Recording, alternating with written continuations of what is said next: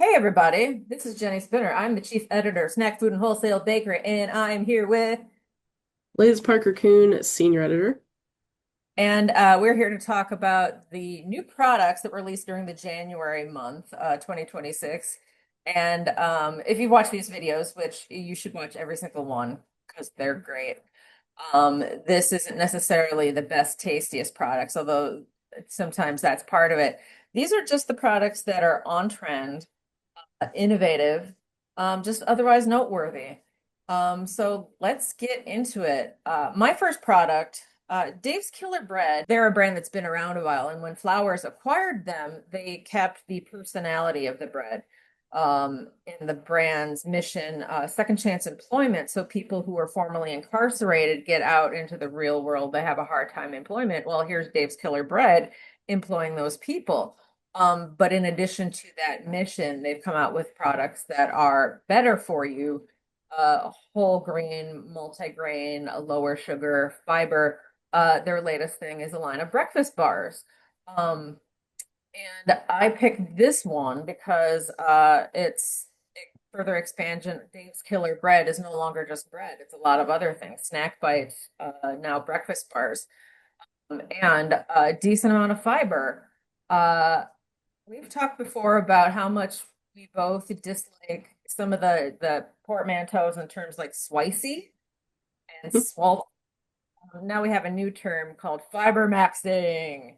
This isn't like packing every single gram of fiber in it that it can, but it talks about the fiber content. It's got a decent amount to get you going.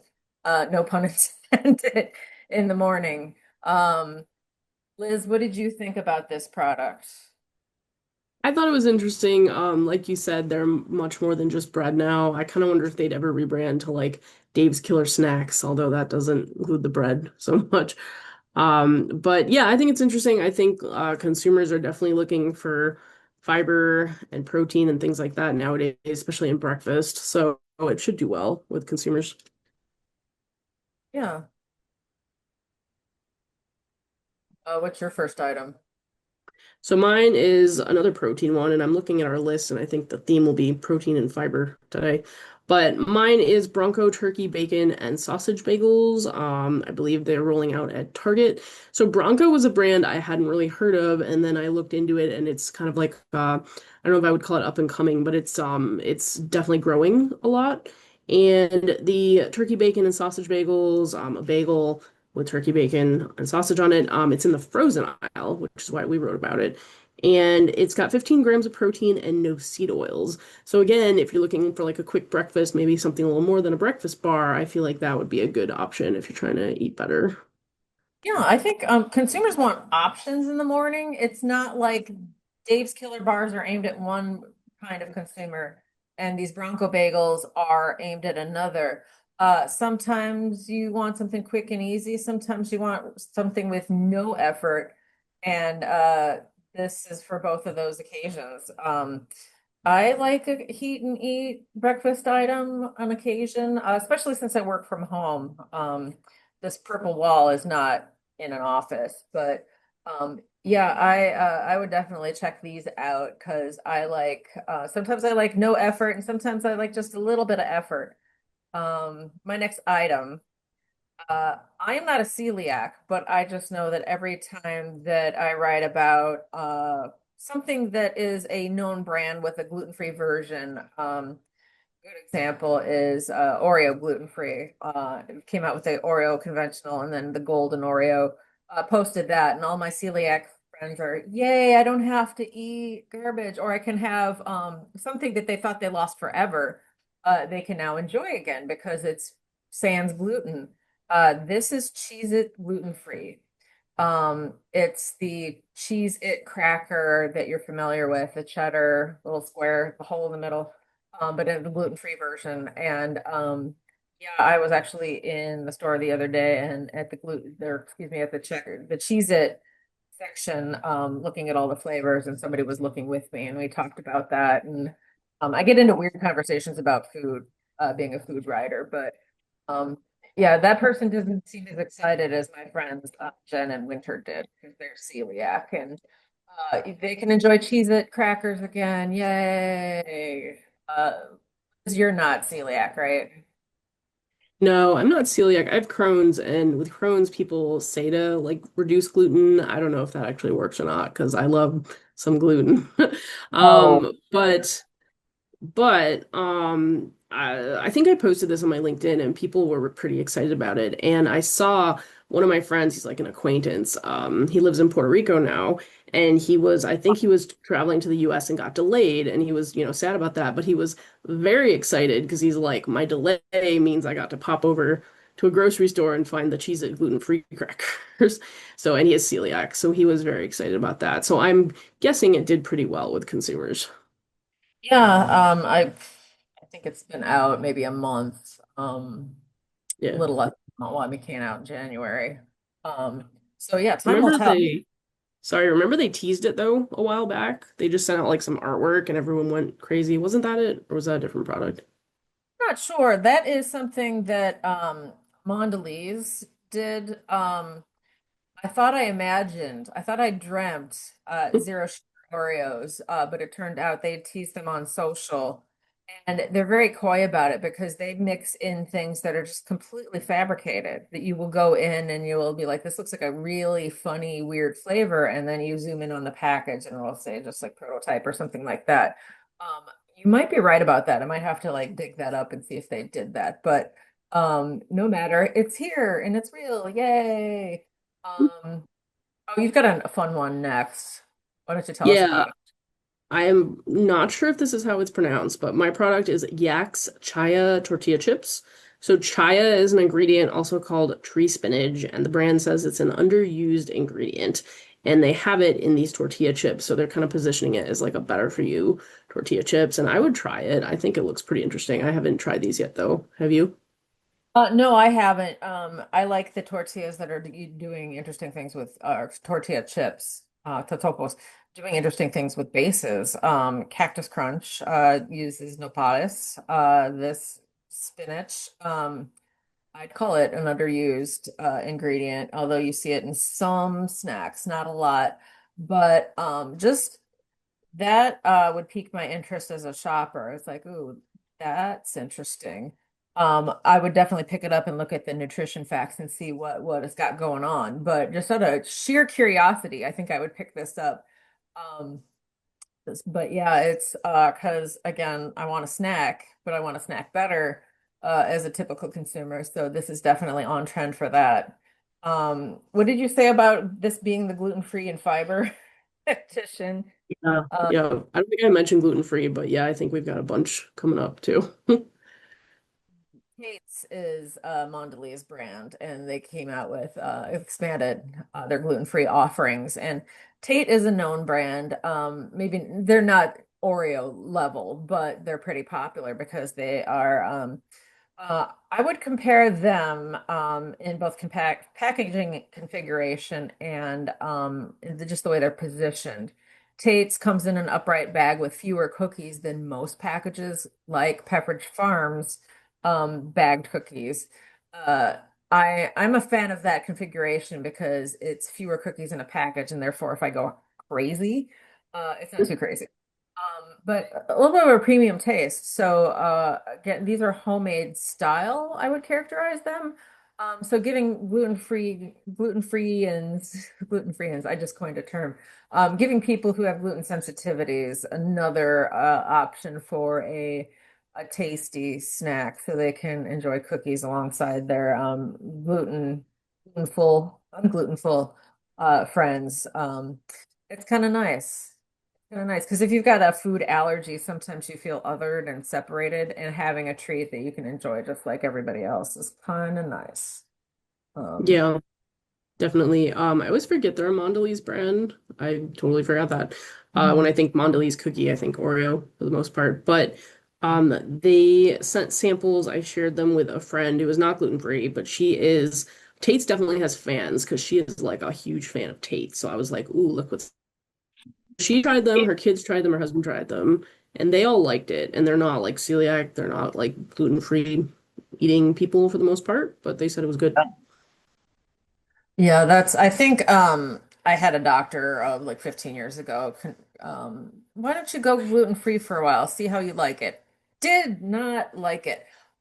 Because this was at the time, anybody that's been diagnosed celiac longer than a couple years ago, your bread options were a loaf that was about half the size of a regular loaf, but weighed 10 times as much because it was so dense. And the flavor, the texture, uh, aftertaste was not great. And so that was the bread, and there was nothing in cookies unless you went to, say, you could eat rice cakes. You could eat rice cakes. That's about it. Um, I was at a journalism conference with a friend who's celiac, and there was this whole spread of bread, muffins, bagels. The only thing that she could eat was the little containers of cream cheese because it was all baked stuff and there was just nothing else. So it's cool to see my celiac friends no longer super sad because they have no options. Now they have options. Speaking of options, what's your next choice?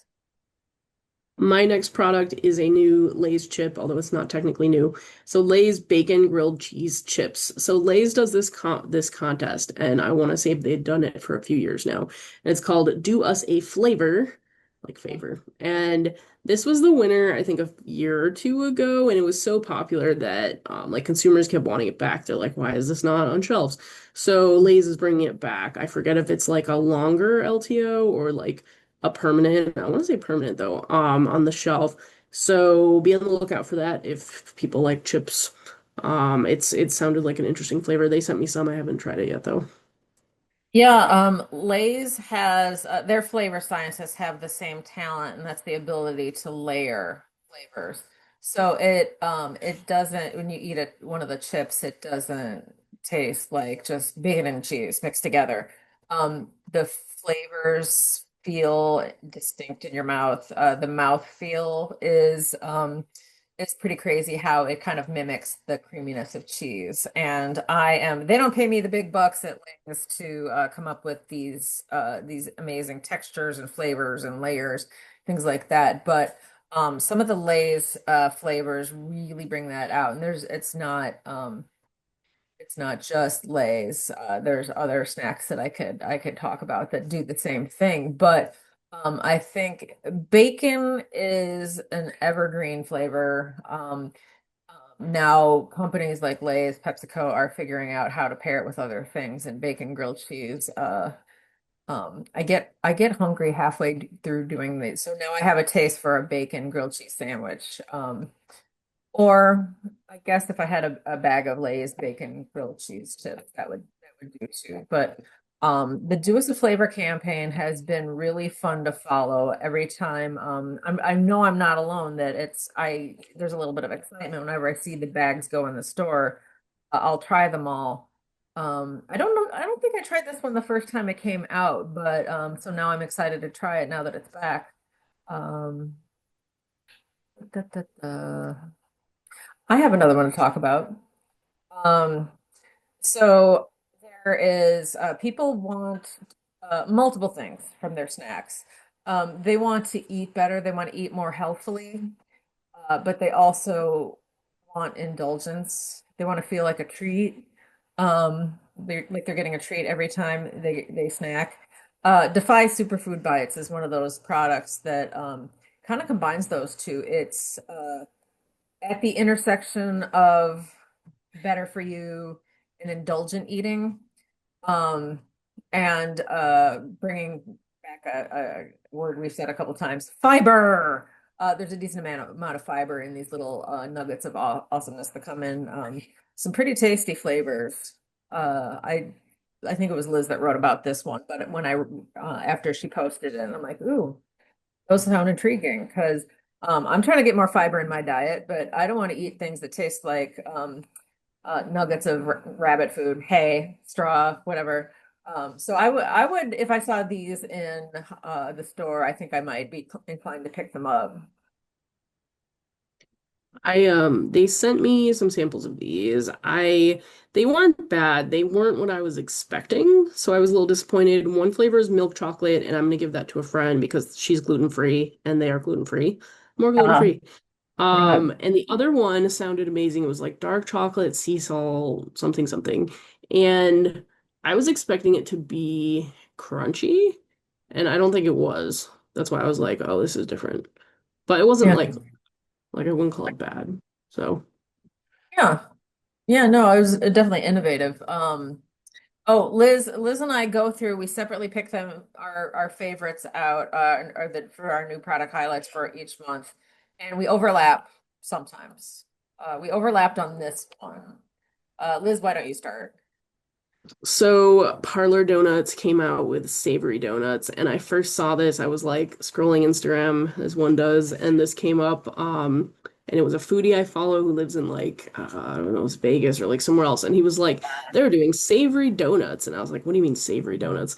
And I'm watching, and he's eating these. He got the six pack, and he's trying them all, and one of them was like a pizza donut, and one was like fig and like bacon jam or something, and I'm like, that's interesting. And then lo and behold, in my inbox a few days later, Parlor emails us talking about it. So I thought that was really good. I know you said you've seen savory donuts somewhere before, but I really haven't seen much of that. And to my surprise, they do have a few Michigan locations.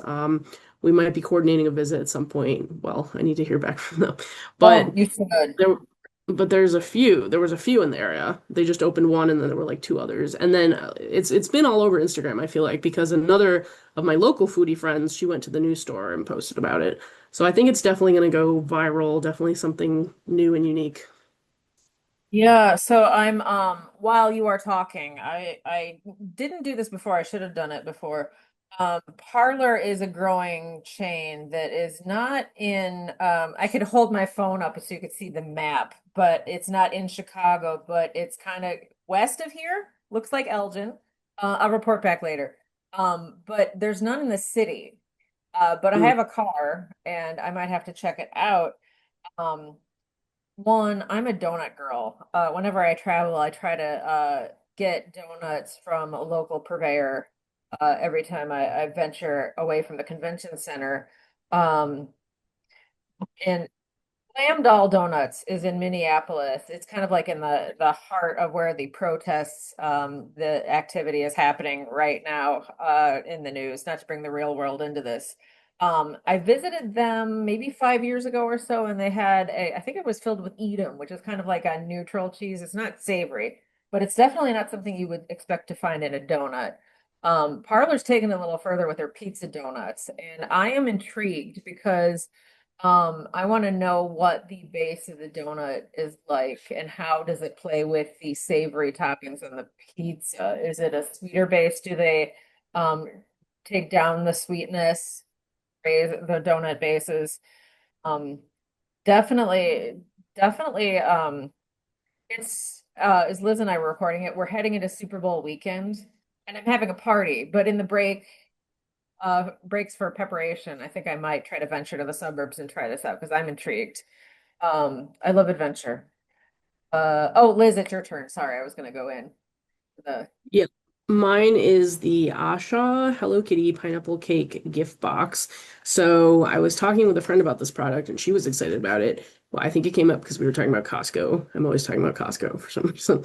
And it is Asha is, I believe, a Taiwanese company or like Taiwanese adjacent, and pineapple cake. It's for Lunar New Year, which is coming up, and pineapple cake is like traditional, like a traditional type thing to eat. And then adding to the fun, you've got Hello Kitty on the box with possibly with her friends. I don't remember, it was just her or with her friends.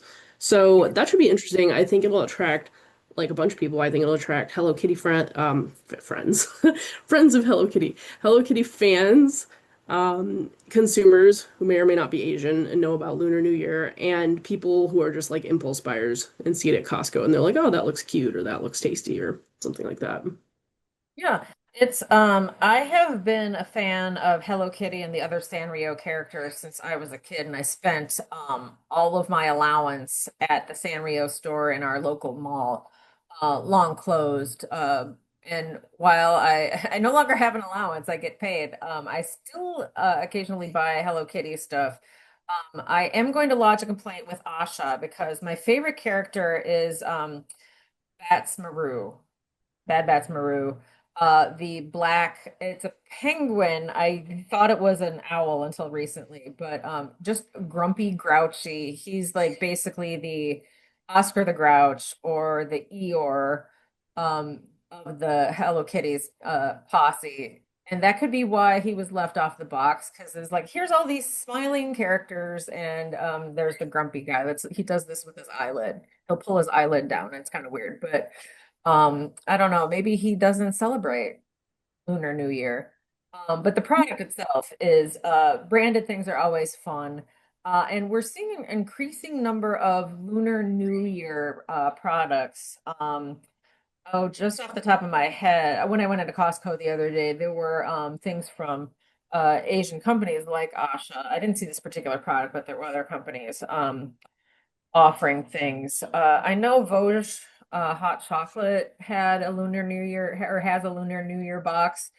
I might have to check that out. But Lunar New Year is a holiday that wasn't on our radar until recently, and now it's bright red and gold, and just the packaging itself is eye-catching. And this is a fun one. Uh, I have another one. Um, we mentioned, we try not to mention the same company, but this is a fun one. Um, so PepsiCo and Frito-Lay have a lot of savory snack brands.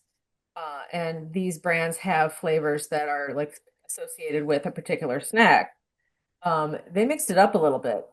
They put Lay's barbecue seasoning on Cheetos, Ruffles cheddar and sour cream on Doritos, and Cool Ranch seasoning typically associated with Doritos on Ruffles. And that's just fun because if you're familiar with those brands, seeing them mix it up a little bit is really cool. I don't think this is the first time they did it. I thought they did a Ruffles seasoning with the Cool Ranch before. I could be hallucinating out of hunger, but just being playful. Food is fun, and when snacks have fun like this, consumers pick up on that, and they're going to want to pick up the snack.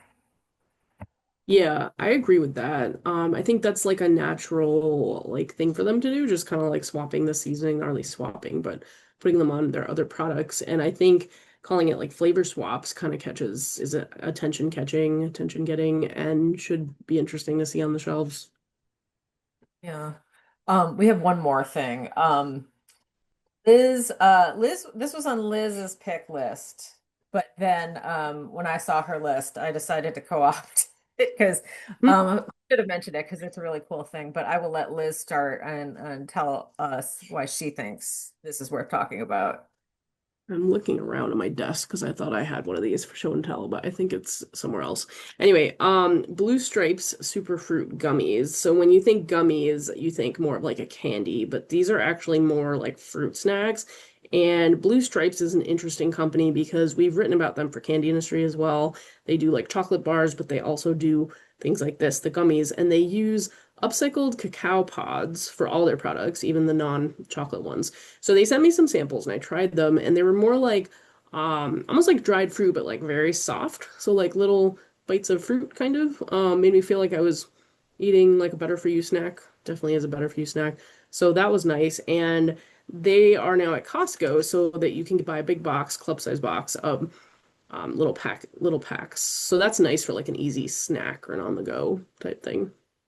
I think this is worth talking about because the upcycled aspect, because the cacao pod that they incorporate would normally just be discarded.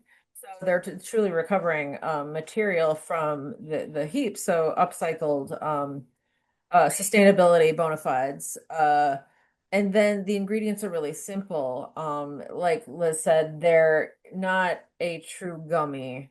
Um, they didn't, I think they didn't use the term fruit snack because people associate fruit snack with something that's very much like a lot of added sugar.